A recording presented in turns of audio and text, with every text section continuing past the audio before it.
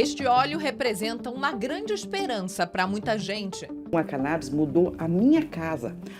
Um paciente em casa, você tem uma casa doente. Ela não falava, na verdade, né? Ela não falava. O óleo, ele ajudou nisso também, até na fala dela, né? Na compreensão, ajudou muito. Eu não comia direito, eu não vivia direito. Eu tinha crises de humor, eu tinha crises de irritabilidade. Eu e meu marido, a gente revezava à noite para dormir, porque a gente tinha medo dela convulsionar de madrugada, a gente não vê. E numa dessas ela tem uma parada respiratória e a gente perder ela.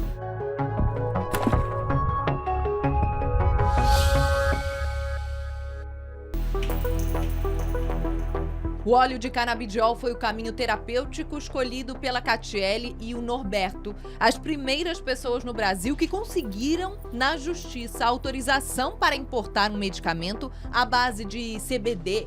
O diretor-presidente da Anvisa, em entrevista aberta, estava sendo transmitida ao vivo, ele falou que pela primeira vez na história da Anvisa, a Anvisa estava mudando as suas regulamentações com base em pedido da população, da sociedade, que até então eles eram pautados sempre pelas empresas. E é a primeira vez que eles estavam mudando algo porque a sociedade tinha pressionado. O ano era 2014 e a decisão mudou a vida da filha deles, a Anne.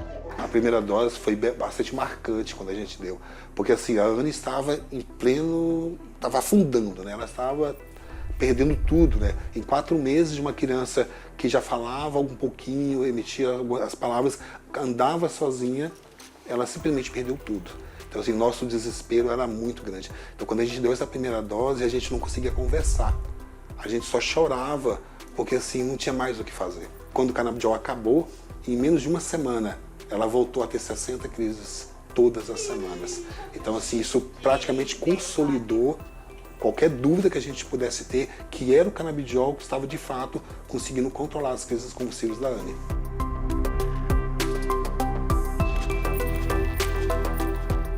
Essa daqui é a cannabis sativa, a mais cultivada das 3 espécies da planta, que tem muitos usos medicinais.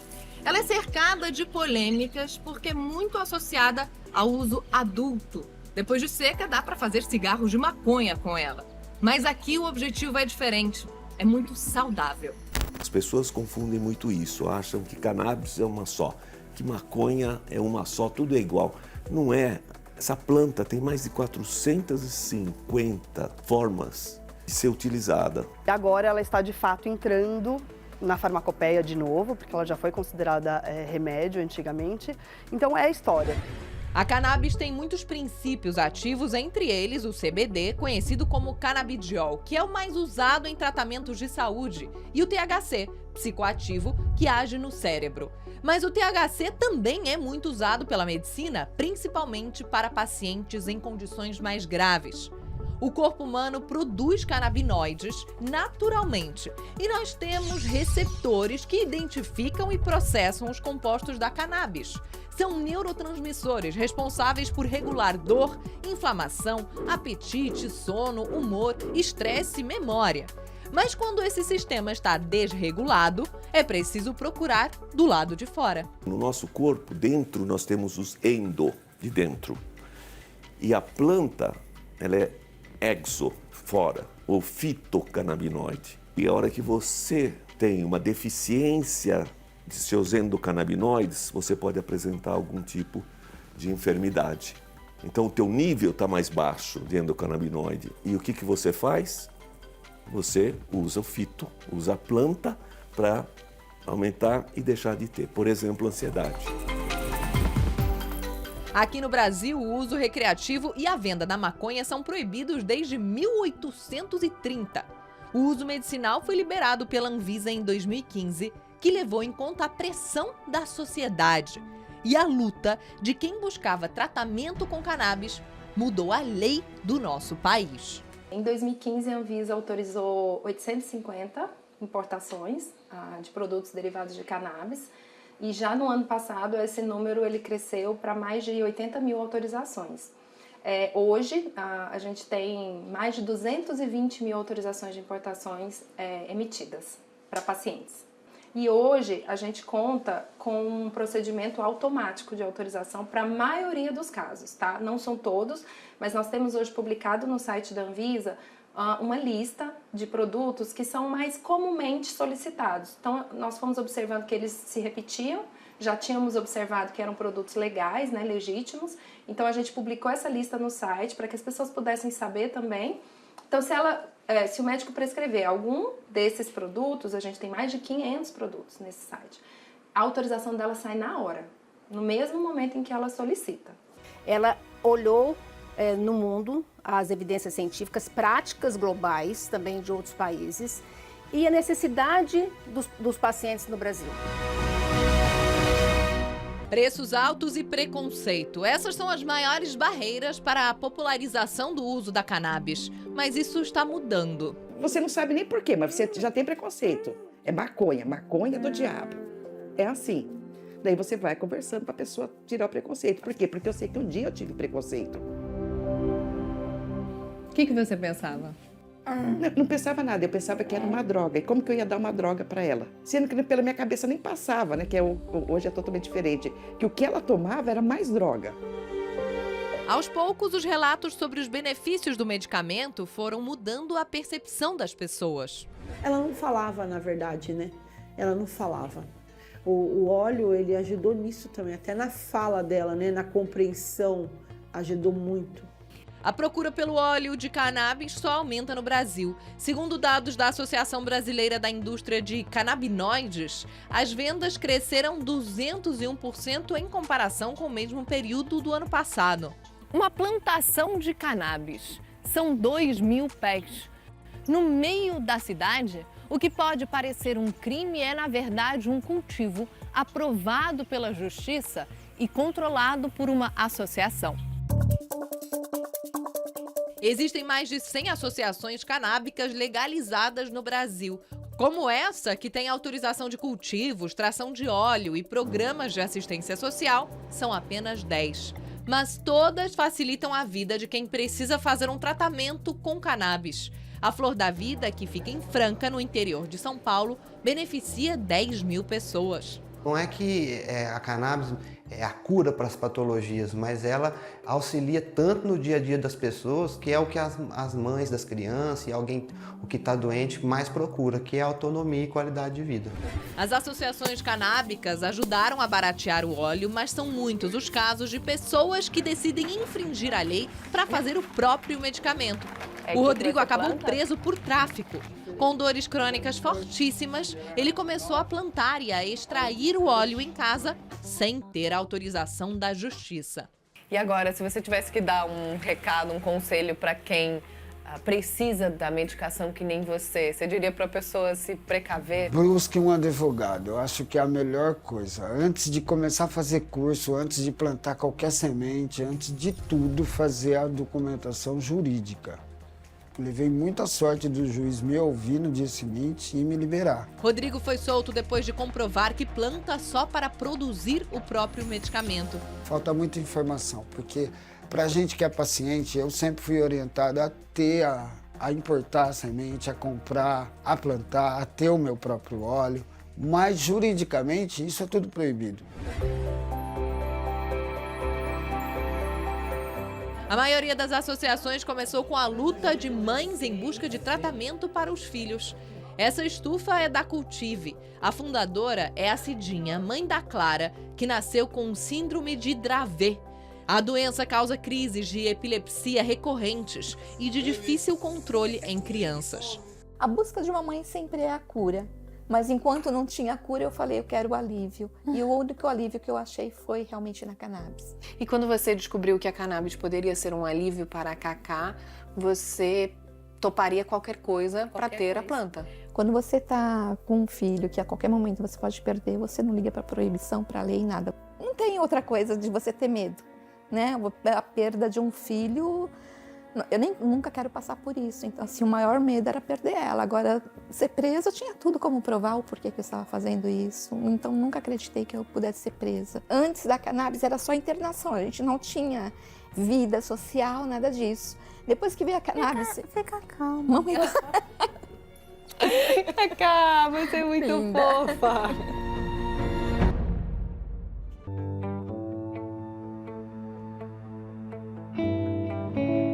Quando o assunto é dominó, Beatriz nem pisca. 2 ou 1. Nada feito. Com todo esse foco, manha e, claro, esse alto astral, não dá para imaginar que aos 88 anos, Beatriz tem Alzheimer, diagnosticado há 11 anos. Uma doença degenerativa, ou seja, quanto mais o tempo passa, mais as funções vitais são comprometidas. Mas com ela foi diferente. Com 3 anos de uso do canabidiol, Beatriz teve uma melhora grande na qualidade de vida. Eu fiquei super feliz quando ela começou a voltar às atividades do caça-palavras, do baralho, né? E ela começou até, assim, algumas questões de alimentação, que é, quando você tem dor, você não tem fome. Então foi melhorando.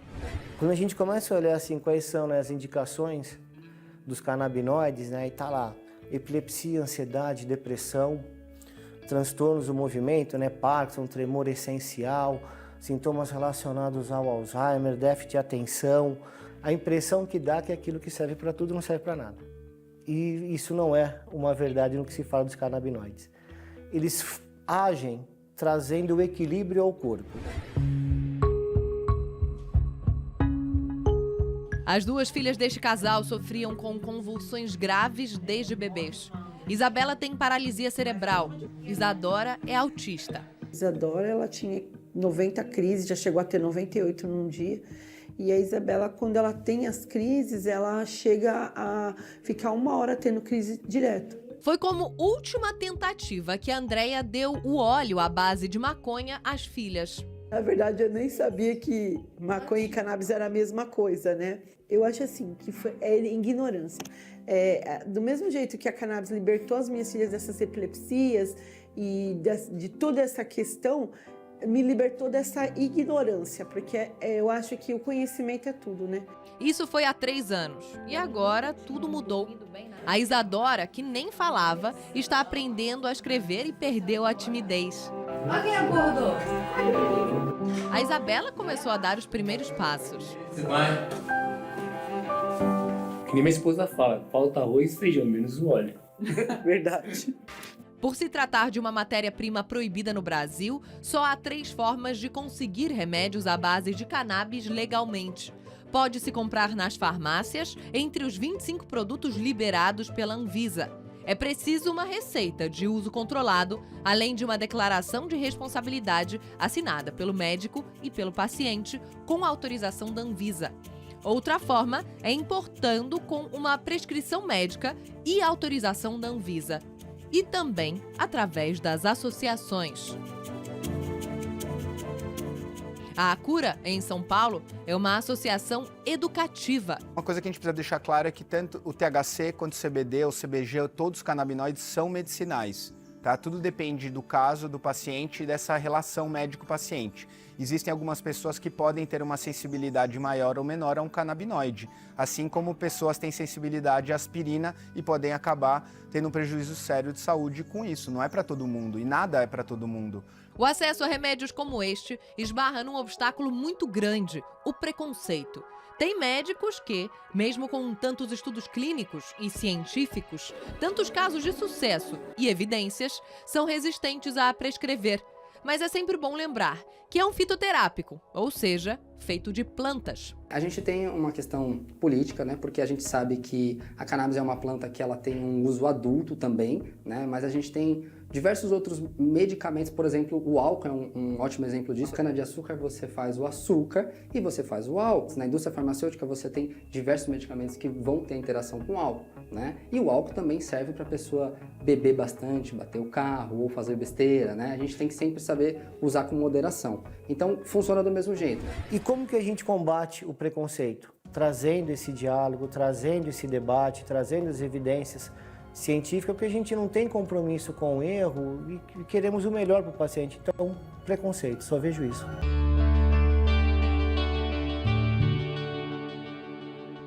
Há 10 anos, o Gilberto foi entrevistado para uma reportagem aqui no Jornal da Band. Ele tem esclerose múltipla e, na pior fase da doença, ficou de cama por conta das dores no corpo. O tratamento com óleo de cannabis foi a alternativa para um diagnóstico desanimador.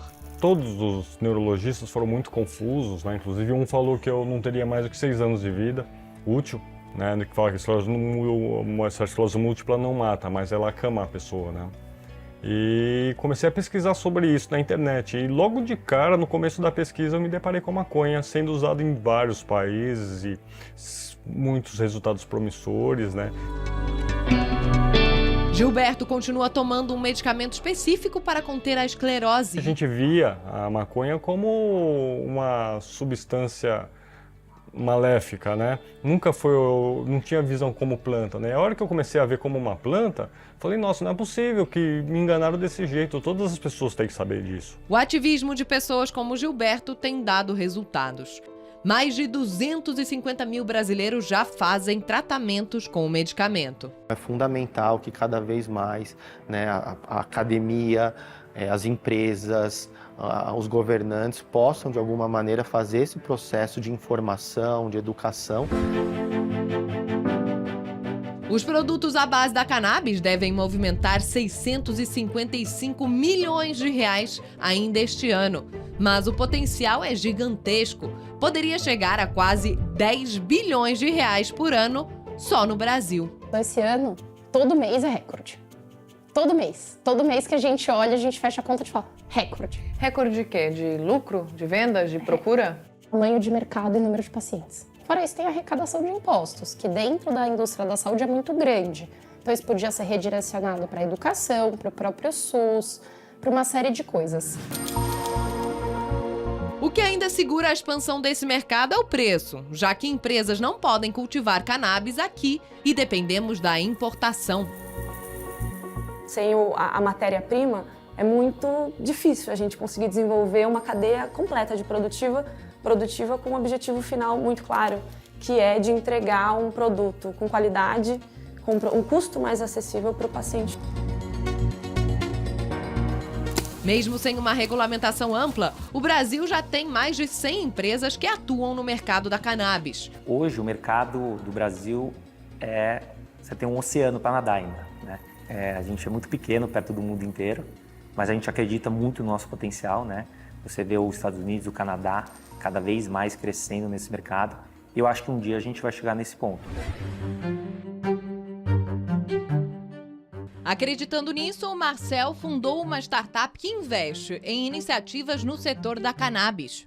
A gente tem no nosso portfólio aí tecnologias para processamento, para cultivo, biotecnologia, essa questão dos produtos finais também, né? Não só na área medicinal, mas na área da indústria alimentícia, dessa questão mais industrial também. E aqui no Brasil, né, a gente tem empreendedores fantásticos que também estão já há algum tempo olhando para essa movimentação a nível global e também com as suas expertises, né, com o seu conhecimento técnico, apresentam essas possibilidades e a gente está de olho entendendo como que essa dinâmica, essa movimentação está ocorrendo aqui no país. O que a gente vê é um avanço importante quando a gente olha para alguns países do mundo, né? Há uma garantia de acesso, há profissionais que estão sendo mobilizados para a prescrição, há iniciativas nas universidades para que isso possa fazer parte do currículo já da formação dos profissionais da saúde. É claro que precisa melhorar muita coisa, mas assim, quando a gente compara, a gente sabe que nós estamos num caminho bom e eu acredito que esse caminho vai se fortalecendo a partir da etapa que a gente vai conseguindo cumprir. Então, os medicamentos estão na farmácia. Não tem que dizer se é proibido ou se não é. Já estão na farmácia, de 2017. Então, assim, a história já está posta, já está pronta. O que precisa é de trabalhar para consolidar isso tudo e trazer esse benefício também para a sociedade, né, para aqueles que têm interesse.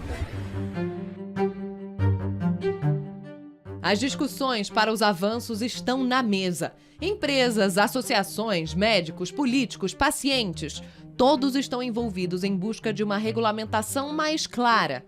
E aqueles que conseguiram mais qualidade de vida com a cannabis agradecem.